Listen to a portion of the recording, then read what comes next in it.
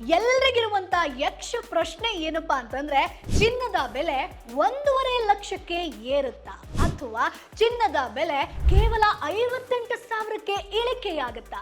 ಚಿನ್ನದ ಬೆಲೆ ಯಾವಾಗ್ಲೂ ಕೂಡ ಏರಿಕೆ ಇಳಿಕೆ ಏನಕ್ಕೋಸ್ಕರ ಆಗುತ್ತೆ, ಕಾರಣ ಏನು ಅನ್ನುವಂತ ಗೊಂದಲ ಇದ್ದೇ ಇರುತ್ತೆ. ಜೊತೆಗೆ ಈಗ ನಾವು ಚಿನ್ನ ಖರೀದಿ ಮಾಡಬೇಕಾ ಬೇಡವಾ ಅಥವಾ ಚಿನ್ನದ ಬೆಲೆ ಇಳಿಮುಖ ಆಗುತ್ತಾ, ನಾವು ಎಷ್ಟು ಸಮಯ ಕಾಯಬೇಕು ಅನ್ನುವಂತ ಪ್ರಶ್ನೆ ಬಹುಶಃ ನಿಮಗೆ ಕಾಡಬಹುದು. ಹಾಗೆ ಚಿನ್ನದ ಮೇಲೆ ಹೂಡಿಕೆ ಅಂತ ಬಂದಾಗ ಎಲ್ಲಿ ನಾನು ಹೂಡಿಕೆ ಮಾಡಬೇಕು ಅಂದ್ರೆ ಆಭರಣ ಚಿನ್ನದ ಮೇಲೆನಾ ಅಥವಾ ಡಿಜಿಟಲ್ ಗೋಲ್ಡ್ ಮೇಲೆನಾ, ETF ಮೇಲೆನಾ ಅಥವಾ ಸವರಿನ್ ಬಾಂಡ್ ಮೇಲೆ ಮಾಡಬೇಕಾ? ಸೊ ಇವೆಲ್ಲದರ ಪ್ರಶ್ನೆಗೆ ಈ ವಿಡಿಯೋದಲ್ಲಿ ನಿಮಗೆ ಉತ್ತರ ಸಿಗುತ್ತೆ. ವಿಡಿಯೋವನ್ನ ಕೊನೆ ತನಕ ಮಿಸ್ ಮಾಡದೆ ನೋಡಿ. ಹಾಯ್ ಹೆಲೋ ನಮಸ್ಕಾರ, ವೆಲ್ಕಮ್ ಟು ಬಾಸ್ವಾಲಾ ಯೂಟ್ಯೂಬ್ ಚಾನೆಲ್. ನಾನು ಚೈತ್ರ.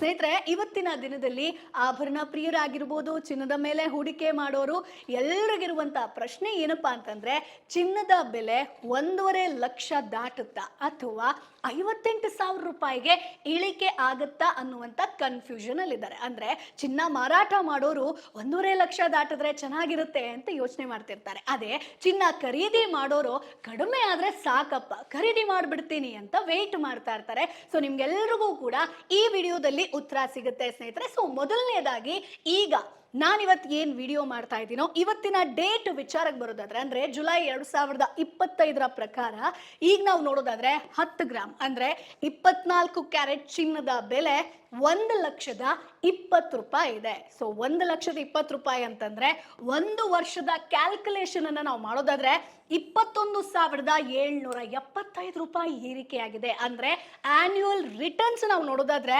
27% ಅಷ್ಟಿರುವಂತದ್ದು ಸ್ನೇಹಿತರೆ. ಅಂದ್ರೆ ರಿಯಲ್ ಎಸ್ಟೇಟ್ ಆಗಿರ್ಬೋದು, FD ಆಗಿರ್ಬೋದು, ಹಾಗೆ ಮ್ಯೂಚುವಲ್ ಫಂಡ್ ಎಲ್ಲವನ್ನ ಕೂಡ ಚಿನ್ನ ಬೇಟೆ ಮಾಡಿದೆ ಅಂತ ಹೇಳ್ಬೋದು, ಅಂದ್ರೆ ಬೀಟ್ ಮಾಡಿದೆ. ಸೊ ಹಾಗಾಗಿ ಚಿನ್ನದ ಬೆಲೆ ನಾವು ನೋಡೋದಾದ್ರೆ ಈಗ 2018ರಿಂದ 2019ರಿಂದ 2025ರ ತನಕ ಯಾವ ರೀತಿ ಚಿನ್ನ ಏರಿಕೆ ಆಗಿದೆ ಅನ್ನುವಂತ ಗ್ರಾಫ್ ಅನ್ನ ಕೂಡ ನಾನು ಕೊಡ್ತೀನಿ. ಅದಕ್ಕಿಂತ ಮುಂಚೆ ನಿಮಗೊಂದು 2 ಪ್ರಶ್ನೆ ಬರಬಹುದು ಸ್ನೇಹಿತರೆ ತಲೆಯಲ್ಲಿ. ಅಂದ್ರೆ ಚಿನ್ನದ ಬೆಲೆ ಏರಿಕೆ ಆಗುತ್ತಾ ಇಳಿಕೆ ಆಗುತ್ತಾ, ಜೊತೆಗೆ ಈಗ ನಾನು ಚಿನ್ನವನ್ನ ಖರೀದಿ ಮಾಡಬೇಕಾ, ರಿಸ್ಕ್ ಹೆಚ್ಚಿದೆಯಾ ಅಥವಾ ರಿಟರ್ನ್ಸ್ ಅನ್ನುವಂಥದ್ದು ಅಥವಾ ಹೈ ರಿಟರ್ನ್ಸ್ ಏನಾದರೂ ಇದೆಯಾ ಅನ್ನುವಂಥದ್ದು. ಸೊ ಅದಕ್ಕಿಂತ ಮುಂಚೆ ನಾವು ಈಗ 2019 ಆಗಿರ್ಬೋದು 2025ರ ತನಕ ಚಿನ್ನದ ವ್ಯಾಲ್ಯೂ ಹೇಗೆ ಇನ್ಕ್ರೀಸ್ ಆಗಿದೆ, ಪ್ರೈಸ್ ಹೆಂಗೆ ಇನ್ಕ್ರೀಸ್ ಆಗಿದೆ ಅನ್ನೋದನ್ನ ನೋಡ್ತಾ ಬರೋಣ. ಸೊ ಇಲ್ಲಿ 10 ಗ್ರಾಮ್ಗೆ ನಾನು ಕ್ಯಾಲ್ಕುಲೇಷನ್ ಮಾಡ್ಕೊಂಡಿರುವಂಥದ್ದು ಆವರೇಜ್ ಆಗಿ. ಸೊ 2019ರಲ್ಲಿ ನಾವು ನೋಡೋದಾದ್ರೆ 39,108 ರೂಪಾಯಿ ಇದ್ದಿದ್ದು. ಅದಾದ್ಮೇಲೆ 2020 ಅಂತ ಬಂದಾಗ 50,151 ರೂಪಾಯಿ ಇತ್ತು. ಜೊತೆಗೆ 2021ಕ್ಕೆ 48,099 ರೂಪಾಯಿ ಆಗುತ್ತೆ. 2022ರಲ್ಲಿ 55,017 ರೂಪಾಯಿ ಆಗುತ್ತೆ. 2023ರಲ್ಲಿ 63,203 ರೂಪಾಯಿ ಆಗುತ್ತೆ. ಹಾಗೆ 2024 ಅಂತ ಬಂದಾಗ 78,245 ರೂಪಾಯಿಗೆ ಬರುತ್ತೆ. ಅಂದ್ರೆ ಇಲ್ಲೇ ನೀವು ನೋಡ್ಬೋದು ಯಾವ ರೀತಿಯಾಗಿ ಜಂಪ್ ಆಗ್ತಾ ಇದೆ ಅನ್ನುವಂಥದ್ದು. ಈಗ 2025 ಇವತ್ತರ ಬೆಲೆ ನಾವು ನೋಡೋದಾದ್ರೆ 1,20,000 ರೂಪಾಯಿ ಆಗಿದೆ. ಅಂದ್ರೆ ಜಸ್ಟ್ ಇಮ್ಯಾಜಿನ್ ಮಾಡಿ, 2019ರಲ್ಲಿ 39,000 ರೂಪಾಯಿಯಲ್ಲಿದ್ದಂತಹ ಚಿನ್ನದ ಬೆಲೆ, ಅದು ಕೂಡ 10 ಗ್ರಾಮ್ಗೆ ಇದ್ದದ್ದು, ಈಗ 2025ರಲ್ಲಿ 1 ಲಕ್ಷಕ್ಕೆ ಹೋಗಿದೆ. ಸೊ ಈ ಒಂದು 2019ರಿಂದ 2025ರ ತನಕ ಚಿನ್ನ ಯಾವತ್ತಿಗೂ ಕೂಡ ಏರಿಕೆ ಆಗ್ತಾನೆ ಇದೆ, ಚಿನ್ನದ ಬೆಲೆ ಏರಿಕೆ ಆಗ್ತಾನೆ ಇದೆ. ಸೊ 2019ಕ್ಕಿಂತ ಹಿಂದೆ ನಾವು ನೋಡೋದಾದ್ರೆ ಚಿನ್ನದ ಬೆಲೆ ಕಾನ್ಸ್ಟೆಂಟ್ ಆಗಿತ್ತು, ಜೊತೆಗೆ ಇಳಿಮುಖ ಕೂಡ ಕಂಡಿತ್ತು. ಬಟ್ ಇಲ್ಲಿನ ಗ್ರಾಫ್ ಅನ್ನ ನೋಡಿದ್ರೆ ಈ ಒಂದು ಟೈಮಲ್ಲಿ ಸ್ವಲ್ಪ ಇಳಿಕೆ ಆಗಿದ್ದು ಬಿಟ್ರೆ ಯಾವತ್ತಿಗೂ ಕೂಡ ಚಿನ್ನದ ಬೆಲೆ ಇಳಿಕೆ ಕಂಡಿಲ್ಲ. ಸೊ ಹಾಗಾಗಿ ಆ ಒಂದು ಗ್ರಾಫ್ ಏನಿದೆಯೋ ಅದು ಏರಿಕೆ ಆಗ್ತಾನೆ ಹೋಗ್ತಾ ಇದೆ. ಸೊ ಹಾಗಾಗಿ ನಾವು ಚಿನ್ನದ ಬೆಲೆ 1.5 ಲಕ್ಷಕ್ಕೆ ದಾಟುತ್ತಾ ಅನ್ನುವಂಥ ಪ್ರಶ್ನೆಯನ್ನ ಇಲ್ಲಿ ನಾವು ಮಾಡ್ಕೊಳ್ಬಹುದು. ಹಾಗೆ ನಿಮಗೆ ಚಿನ್ನದ ಬೆಲೆ ಏರಿಕೆ ಆಗ್ತಾ ಇದೆ, ಇಳಿಕೆ ಆಗ್ತಾ ಇದೆ, ಇವೆಲ್ಲದರ ಬಗ್ಗೆ ನಾನು ಹೇಳ್ತಾ ಇದ್ದೆ. ಬಟ್ ಒಂದು ಪ್ರಶ್ನೆ ನಿಮಗೆ ಕಾಡಬಹುದು, ಚಿನ್ನದ ಬೆಲೆ ಏನಕ್ಕೋಸ್ಕರ ಏರಿಕೆ ಆಗುತ್ತೆ, ಏನಕ್ಕೋಸ್ಕರ ಇಳಿಕೆ ಆಗುತ್ತೆ? ಹಿಂದಿನ ದಿನ ಚಿನ್ನದ ಬೆಲೆ ಕಡಿಮೆ ಇತ್ತು, ನೆಕ್ಸ್ಟ್ ಡೇ ಚಿನ್ನದ ಬೆಲೆ ಏರಿಕೆ ಆಯ್ತು ಅಂತ ಹೇಳ್ತಾರೆ. ಇದಕ್ಕೆ ಮೇನ್ ರೀಸನ್ ಏನು ಅನ್ನುವಂಥದ್ದು. ಸೊ ಅದ್ರ ಬಗ್ಗೆ ಹೇಳ್ತೀನಿ. ಸೊ ಗ್ಲೋಬಲ್ ಆಗಿ ನಾವು ನೋಡೋದಾದ್ರೆ 2025ರಲ್ಲಿ ರಷ್ಯಾ ಉಕ್ರೇನ್ ಯುದ್ಧ ಆಗುತ್ತೆ, ವಾರ್ ವಾರ್ ಆಗುತ್ತೆ ಅದು ಚಿನ್ನದ ಮೇಲೆ ನೇರ ಪರಿಣಾಮವನ್ನ ಬೀರುತ್ತೆ. ಅಂದ್ರೆ ಚಿನ್ನದ ಒಂದು ಮೌಲ್ಯ ಹೆಚ್ಚಾಗೋದಕ್ಕೆ ಇದೇ ರೀಸನ್ ಸ್ನೇಹಿತರೆ. ಅಂದ್ರೆ ಯುದ್ಧ ಆಗಿರ್ಬೋದು ಅಥವಾ ಇನ್ಫ್ಲೇಷನ್ ಆಗಿರ್ಬೋದು, ಇವೇನೇ ಆಯ್ತು ಅಂತಂದ್ರೂ ಕೂಡ ಅದು ಚಿನ್ನದ ಮೇಲೆ ಪರಿಣಾಮ ಬೀಳುತ್ತೆ. ಜೊತೆಗೆ ಅಮೆರಿಕ ಆಗಿರ್ಬೋದು, ಚೀನಾ ಸುಂಕ ಸಮರ ಆಗಿರ್ಬೋದು, ಅಥವಾ ಡಾಲರ್ ಮೌಲ್ಯ ಒಮ್ಮೆ ಏರಿಕೆ ಆಗೋದು ಒಮ್ಮೆ ಇಳಿಕೆ ಆಗೋದು, ಇದು ಕೂಡ ಚಿನ್ನದ ಮೇಲೆ ನೇರ ಪರಿಣಾಮವನ್ನ ಬೀಳುತ್ತೆ. ಜೊತೆಗೆ ನಮ್ಮ ಭಾರತ ಅಂತ ಬಂದಾಗ ಎಲೆಕ್ಷನ್ ನಂತರ ಬಜೆಟ್ ವಿಚಾರ ಆಗಿರ್ಬೋದು, ಜೊತೆಗೆ ರುಪಿ ವ್ಯಾಲ್ಯೂ ಕೂಡ ನಿಮಗೆ ಡೌನ್ ಆಗ್ತಾ ಬರುತ್ತೆ. ಈಗ ರುಪಿ ವ್ಯಾಲ್ಯೂ ನಾವು ನೋಡೋದಾದ್ರೆ 87 ರೂಪಾಯಿ ಇರುವಂಥದ್ದು. ಸೊ ಹಾಗಾಗಿ ನಾವು ಗೋಲ್ಡ್ ಅನ್ನ ಇಂಪೋರ್ಟ್ ಮಾಡ್ತೀವಿ ಅಂತಂದ್ರೆ ಸಿಕ್ಕಾಪಟ್ಟೆ ಎಕ್ಸ್ಪೆನ್ಸಿವ್ ಆಗಿರುತ್ತೆ. ಅದು ಕೂಡ ಗೋಲ್ಡ್ ರೇಟ್ ಜಾಸ್ತಿ ಆಗೋದಕ್ಕೆ ಮೇನ್ ರೀಸನ್. ಅದರ ಜೊತೆಗೆ ರಿಯಲ್ ಎಸ್ಟೇಟ್ ಅನ್ನುವಂತಹ ವಿಚಾರ ಬಂದಾಗ ಸಿಕ್ಕಾಪಟ್ಟೆ ಸ್ಲೋ ಡೌನ್ ಆಗಿದೆ. ಸೊ ಟೈರ್ 2 ಸಿಟಿಯಲ್ಲಂತೂ ಕೂಡ ರಿಯಲ್ ಎಸ್ಟೇಟ್ ಅನ್ನುವಂಥದ್ದು ಸ್ಲೋ ಡೌನ್ ಆಗಿರುವಂಥದ್ದು. ಎಲ್ಲರೂ ಕೂಡ ಹೂಡಿಕೆ ಅನ್ನುವಂಥ ವಿಚಾರ ಅಂತ ಬಂದಾಗ ಗೋಲ್ಡ್ ಮೇಲೆನೆ ಹೂಡಿಕೆ ಮಾಡ್ತಾ ಇದ್ದಾರೆ. ಅಂದ್ರೆ ಇಲ್ಲಿ ನೀವು ತಿಳ್ಕೊಳ್ಬೇಕು, ಹೌದು ಗೋಲ್ಡ್ ಮೇಲೆ ಹೂಡಿಕೆ ಮಾಡಬೇಕು, ಬಟ್ ಡಿಮಾಂಡ್ ಜಾಸ್ತಿ ಆಗ್ತಿದೆ ಅಂತಂದಾಗ ನಿಮಗೆ ಗೋಲ್ಡ್ ಮೌಲ್ಯ ಕೂಡ ಏರಿಕೆ ಆಗ್ತಾ ಹೋಗುತ್ತೆ. ಎಲ್ಲರೂ ಕೂಡ ಡಿಜಿಟಲ್ ಗೋಲ್ಡ್ ಆಗಿರ್ಬೋದು, ಸವರಿನ್ ಬಾಂಡ್ ಆಗಿರ್ಬೋದು, ಹೀಗೆ ಬೇರೆ ಬೇರೆ ರೀತಿಯಾಗಿ ಗೋಲ್ಡ್ ಮೇಲೆ ಇನ್ವೆಸ್ಟ್ ಮಾಡ್ತಾ ಇದ್ದಾರೆ. ಆ ಒಂದು ಕಾರಣಕ್ಕೋಸ್ಕರ ಕೂಡ ಗೋಲ್ಡ್ ವ್ಯಾಲ್ಯೂ ಜಾಸ್ತಿ ಆಗುತ್ತೆ. ಈಗ 2025-24 ಅಂತ ನಾವು ನೋಡೋದಾದ್ರೆ ಹೆಚ್ಚಿನ ಜನ ಹೂಡಿಕೆ ಮಾಡ್ತಿರುವಂಥದ್ದು ಗೋಲ್ಡ್ ಮೇಲೆ. ಹಾಗಾಗಿ ಡಿಮಾಂಡ್ ಜಾಸ್ತಿ ಆಗ್ತಾ ಇದೆ, ಹೂಡಿಕೆ ಮಾಡೋರ ಸಂಖ್ಯೆ ಜಾಸ್ತಿ ಆಗ್ತಾ ಇದೆ.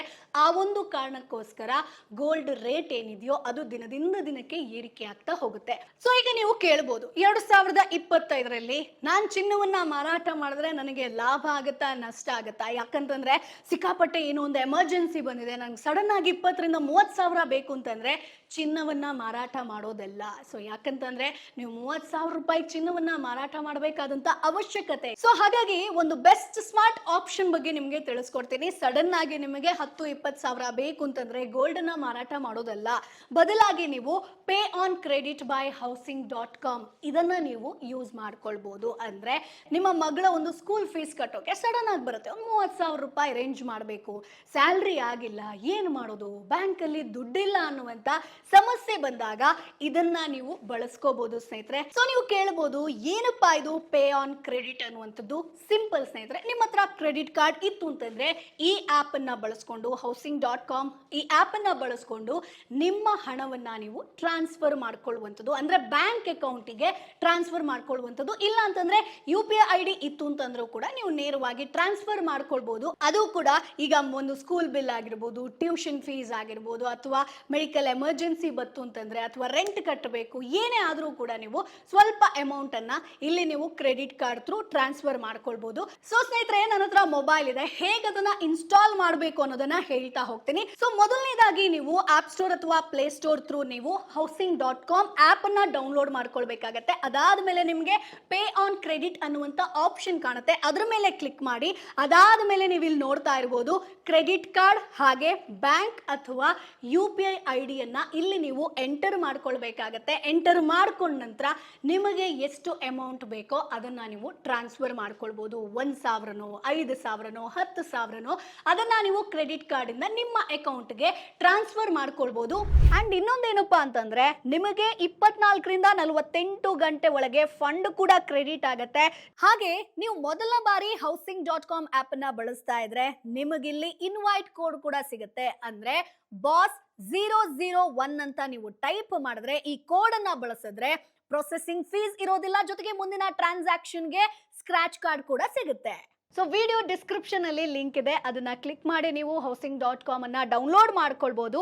ಅಷ್ಟೇ ಅಲ್ಲ, ಇದು ನಿಮಗೆ ಪರ್ಸನಲ್ ಲೋನ್ ಅಲ್ಲ ಸ್ನೇಹಿತರೆ, ಇದರಲ್ಲಿ ಇಂಟ್ರೆಸ್ಟ್ ರೇಟ್ ಕೂಡ ಅದೇ ರೀತಿಯಾಗಿರುತ್ತೆ. ಸೊ ನಿಮಗೆ ಒಂದು ಹಣದ ಅವಶ್ಯಕತೆ ಬಂತು ಅಂತಂದ ತಕ್ಷಣ ನೀವು ಇದರ ಮೊರೆ ಹೋಗೋದಲ್ಲ. ಯಾಕಂತಂದ್ರೆ ಎಮರ್ಜೆನ್ಸಿ ಇತ್ತು, ಏನು ಮಾಡೋಕೆ ಆಪ್ಷನ್ ಇಲ್ಲ ಅಂತಂದ್ರೆ ನೀವು ಇದರ ಒಂದು ಥ್ರೂ ಯೂಸ್ ಮಾಡ್ಕೊಳ್ಬಹುದು. ಅಷ್ಟೇ ಅಲ್ಲ, ಇದು ನಿಮಗೆ no EMI, no paperwork, ರೀಪೇಯನ್ನ ನೀವು ಮಾಡಲೇಬೇಕು. ಅಂದ್ರೆ ಈಗ ಇವತ್ತು ನಿಮಗೆ ಸ್ಯಾಲ್ರಿ ಆಗಿಲ್ಲ ಅಂತ ಹೇಳ್ಕೊಂಡು ಇಲ್ಲಿ ದುಡ್ಡನ್ನ ತಗೋತೀರಾ, ಅದಾದ್ಮೇಲೆ ನೀವು ರೀಪೇ ಮಾಡಲೇಬೇಕು. ಆ್ಯಂಡ್ ಇನ್ನೊಂದು ನಾನು ನಿಮಗೆ ಮೇಜರ್ ಆಗಿ ಹೇಳಲೇಬೇಕು.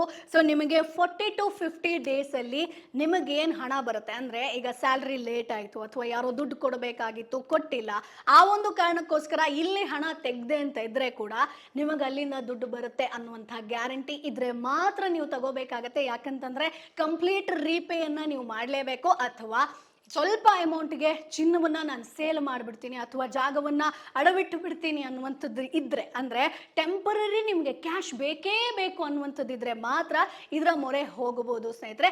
ಅದರ ಜೊತೆಗೆ ರೀಪೇ ಮಾಡೋದಕ್ಕೆ ನಿಮಗೆ ಟೈಮ್ ತಗೊಂಡ್ರಿ, ನೀವು ರೀಪೇ ಮಾಡ್ತಾ ಇಲ್ಲ ಅಂತಂದರೆ ನಿಮಗೆ ಇಂಟ್ರೆಸ್ಟ್ ಕೂಡ ಅದೇ ರೀತಿಯಾಗಿ ಬೀಳ್ತಾ ಹೋಗುತ್ತೆ. ಸೊ ಹಾಗಾಗಿ ಹಣದ ಅವಶ್ಯಕತೆ ಇತ್ತು, ಸ್ಮಾರ್ಟ್ ಆಪ್ಷನ್ ಬೇಕು ಅಂತಂದರೆ ಮಾತ್ರ ನೀವು housing.com ಅನ್ನು ಬಳಕೆ ಮಾಡಬಹುದು. ನೆಕ್ಸ್ಟ್ ನಾವು ನೋಡ್ಬೋದು, ಚಿನ್ನ ಕೇವಲ ಹೂಡಿಕೆ ಅಲ್ಲ. ಅಂದ್ರೆ ನಾನು ಇಷ್ಟು ಟೈಮ್ ಏನು ಹೇಳ್ತಿದ್ದೆ, ಸವರಿನ್ ಗೋಲ್ಡ್ ಬಾಂಡ್ ಆಗಿರ್ಬೋದು, ETF ಆಗಿರ್ಬೋದು, ಎಲ್ಲರೂ ಕೂಡ ಹೂಡಿಕೆ ಮಾಡ್ತಿದ್ದಾರೆ ಅಂತ. ಅದ್ರ ಜೊತೆಗೆ ಚಿನ್ನ ನಮಗೆ ಇವತ್ತಿನ ದಿನಗಳಲ್ಲಿ ಕೇವಲ ಹೂಡಿಕೆ ಅಲ್ಲ, ಅದು ನಮಗೆ ಸಂಸ್ಕೃತಿ ಆಗಿರ್ಬೋದು. ಹಿಂದಿನ ಕಾಲದಿಂದಲೂ ಕೂಡ ಚಿನ್ನ ಒಂದು ಆಭರಣ ಅಲಂಕಾರಕ್ಕೆ ಎಷ್ಟು ಇಂಪಾರ್ಟೆನ್ಸ್ ಅನ್ನ ಕೊಡ್ತಾ ಇರ್ತಾರೋ ಅದೇ ನಿಮಗೆ ಸಂಸ್ಕೃತಿಗೂ ಕೂಡ ಅಷ್ಟೇ ಇಂಪಾರ್ಟೆಂಟ್. ಅದರ ಜೊತೆಗೆ ನಮಗೊಂದು ಚಿನ್ನ ಇತ್ತು ಅಂತಂದ್ರೆ ಒಂದು ಭದ್ರತೆ, ಜೊತೆಗೆ ಬ್ಯಾಕಪ್ ಆಗಿ ಕೂಡ ನಾವು ಚಿನ್ನವನ್ನ ಇಟ್ಕೊಂಡಿರ್ತೀವಿ. ಅಷ್ಟೇ ಅಲ್ಲ, ಈಗ ನಮ್ಮ ಹತ್ರ ಒಂದು ಅಜ್ಜಿಯ ಬಳೆ ಇತ್ತು, ಈಗಂತೂ ಕೂಡ ಹಳೆಯ ಕಾಲದ ಚಿನ್ನಕ್ಕೆ ಸಿಕ್ಕಾಪಟ್ಟೆ ಬೇಡಿಕೆ ಇರುತ್ತೆ, ಒಳ್ಳೆ ವ್ಯಾಲ್ಯೂ ಕೂಡ ಇರುತ್ತೆ. ಸೊ ಅಜ್ಜಿಯ ಒಂದು ಬಳೆ ಇತ್ತು ಅಂತಂದ್ರೆ ಅದೊಂದು ರೀತಿಯಾಗಿ ನಮಗೆ